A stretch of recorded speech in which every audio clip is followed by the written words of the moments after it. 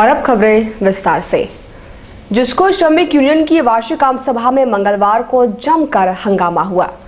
रघुनाथ पांडे के को ऑप्शन को लेकर विपक्षी खेमा ने नाराजगी जताई और आम सभा आरंभ होने से पहले ही समाप्त हो गई।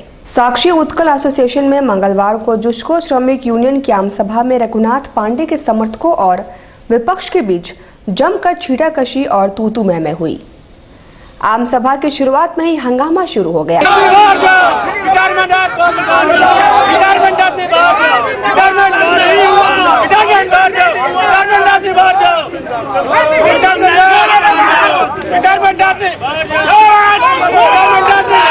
विपक्षी खेपे ने आरोप लगाया कि बिना किसी प्रपोज और सेकंड के को ऑप्शन की प्रक्रिया कैसे पूरी हो गई। दूसरी ओर रघुनाथ पांडे समर्थकों ने पहले जमकर जिंदाबाद के नारे लगाए और सभा स्थल से रवाना हो गए।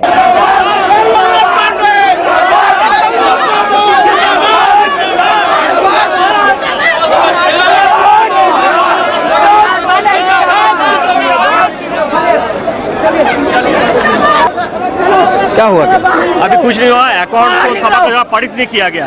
अकाउंट पढ़ा गया, सभा के द्वारा पारित किया जाता है, लेकिन कुछ अपने बल पर उसको पारित करना चाह रहा है, लेकिन कुछ चीज कार्रवाई नहीं हो पाई है और जश्न मनाने लगे। अपने समर्थकों से घिरे रघुनाथ पांडे ने कहा कि वे अपने समर्थकों के प्रति आभारी हैं। सर, ये जीत कर्मचारियों की जीत है और हर बार जब भी हुआ चुनाव करीब 4 बार ऑप्शन में हम लोगों को लाया गया है। ये उनका हम एहसान नहीं भूल सकते। खासकर महिला जो कर्मचारी हैं जो उनको तो एकदम ही नहीं भूल सकते, क्योंकि उनका योगदान हमेशा शुरू से रहा है। पुरुषों का तो रहा ही है, लेकिन उनका हमेशा आगे बढ़ के योगदान रहा। वो जानते हैं कि कौन आदमी है जो हमारी सुख सुविधा को ख्याल कर सकता है। वहीं दूसरी ओर पूर्व अध्यक्ष गोपाल राव समेत गोपाल जायसवाल व अन्य ने इसे असंवैधानिक करार देते हुए कहा कि रघुनाथ पांडे के को ऑप्शन को वे नहीं मानते हैं।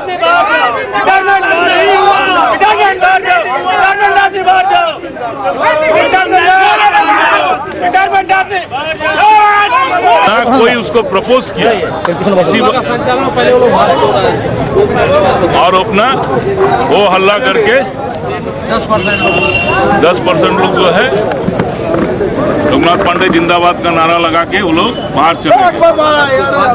क्योंकि बाद में फिर से हम लोग सभा का संचालन किए और पूरा सभा से हम लोग परमिशन मांगे कि हम लोग इलेक्शन कमेटी बनाना चाह रहे हैं, और सभा के द्वारा हम लोग को प्राप्त हुआ कि भाई आज कि आप लोग सभा इलेक्शन कमेटी बनाइए, जिसके तहत हम लोग शाहनवाज आलम टाटा वर्कर्स यूनियन के पदाधिकारी को हम लोग इलेक्शन क्या बोलते उसको परमिशन। कौन मारा आपको? देखिए। क्या नाम है आपका? मेरा नाम डीके सिंह है, मैं वाइस प्रेसिडेंट हूँ। डीके दुबे ने हमको मार दिया। कोई टोपखोर आदमी नहीं आया। ऊपर में आर के ठाकुर ऊपर से चढ़ गए और अपना बोल दिया कि ऑप्शन हो गया। देखिए आधा से लालू देखिए बैठा हुआ है और ये लोग बोल के भाग गया। डर से लोग नहीं आया। अगर हिम्मत था तो इम्प्लाई के पास आके वो लोग को फेस करना चाहिए ना। यहाँ दिखाइए। देख लिया पूरा इम्प्लाई बैठा हुआ है। पूरा इम्प्लाई बैठा 25-50 आदमी लोग आया, ऑप्शन हो गया, भाग गया। देखिए हमारी रिकॉर्डिंग करेगी।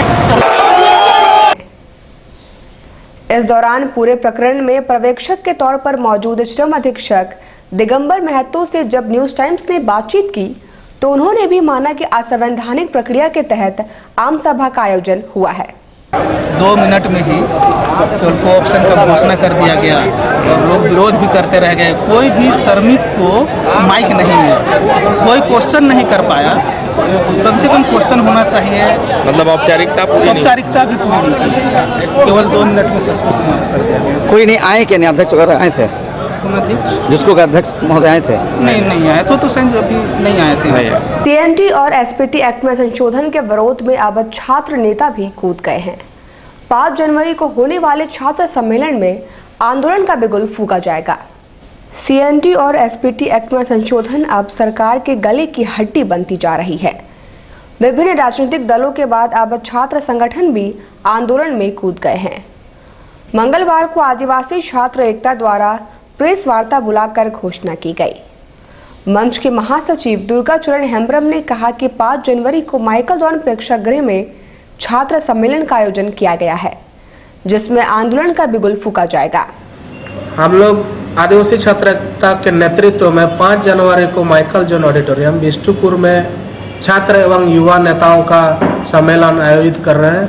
इस सम्मेलन में CNT एक्ट का संशोधन जिस तरह से सरकार ने किया है उसका हम लोग विरोध कर रहे हैं और इस सम्मेलन में इस विषय पर विस्तार से चर्चा करते हुए सभी युवा और छात्र नेताओं का ऐसे समय में क्या भूमिका होगा उसको हम लोग निर्धारित करने जा रहे हैं। कितने लोग और कहां से पहुंचेंगे? इस सम्मेलन में कोल्हान के सभी प्रखंडों से छात्र और युवा नेता का प्रतिनिधित्व उपस्थित रहेंगे।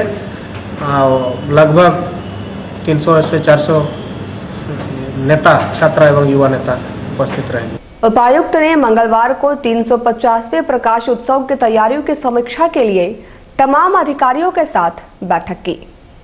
मालूम हो कि 350वें प्रकाश उत्सव को राज्य सरकार और राजकीय स्तर पर मनाने का निर्णय लिया गया है।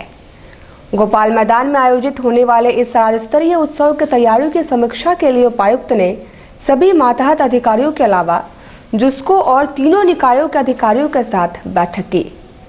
प्रकाश उत्सव 9 से 11 जनवरी तक मनाया जाएगा, जिसमें राज्य के बाहर से 5000 से ज्यादा लोगों के आने की उम्मीद है।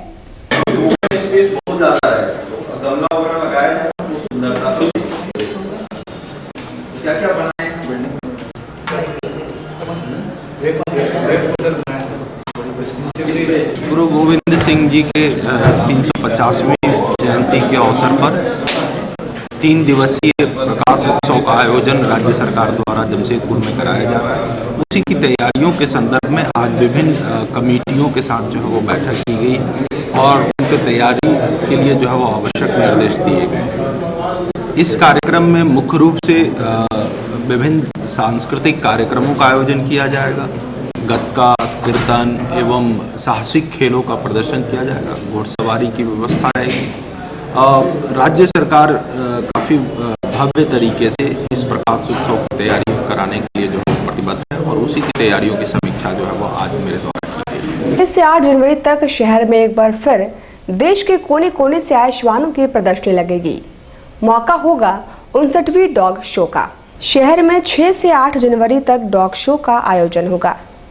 मेंस बेस्ट फ्रेंड के इस प्रदर्शनी सह प्रतियोगिता को देखने दूर दूर से श्वान प्रेमी आते हैं। जमशेदपुर कैनल क्लब के अध्यक्ष KN मिश्रा ने बताया कि इस बार कुछ एक्सक्लूसिव ब्रीड्स नजर आएंगे। तो देखने के लिए आएंगे। इस शो को जज करने के लिए विदेश से भी जजेज हैं, ब्राजील से आ रहे हैं, फिलीपींस से जज है, इंडिया के भी जज है।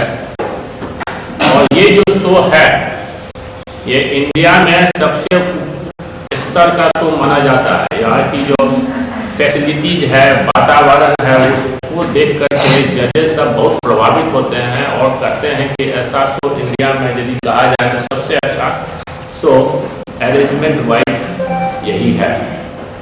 सरकार के कैशलेस अभियान को जन जन तक पहुंचाने के अभियान के तहत महाविद्यालयों में भी छात्रों को भीम ऐप के विषय में विस्तार से जानकारी दी जा रही है।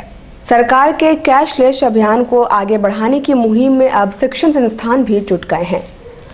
मंगलवार को जमशेदपुर वुमेन्स कॉलेज में कार्यशाला का आयोजन किया गया, जिसमें छात्राओं को सरकार के नए ऐप भीम के विषय में जानकारी दी गई। बैंक से सीधे लिंक किए गए इस नए ऐप से कैशलेस बैंकिंग को कैसे बढ़ावा दिया जा सकता है, इस पर विस्तार से चर्चा की गई। प्राचार्य डॉक्टर शुक्ला मोहंती ने अपने संबोधन में छात्राओं को बताया कि वे पहले खुद इसे पूरी तरह समझ ले, फिर हर छात्रा 10-10 लोगों को इसकी जानकारी दे। देखना चाहेंगे तो आप देख लेंगे विशाखा का जो फेसबुक है उसमें आपका उस ऐप के थ्रू होगा आपका आप जो लाइन में लगते थे वो आपको नहीं लगना पड़ेगा।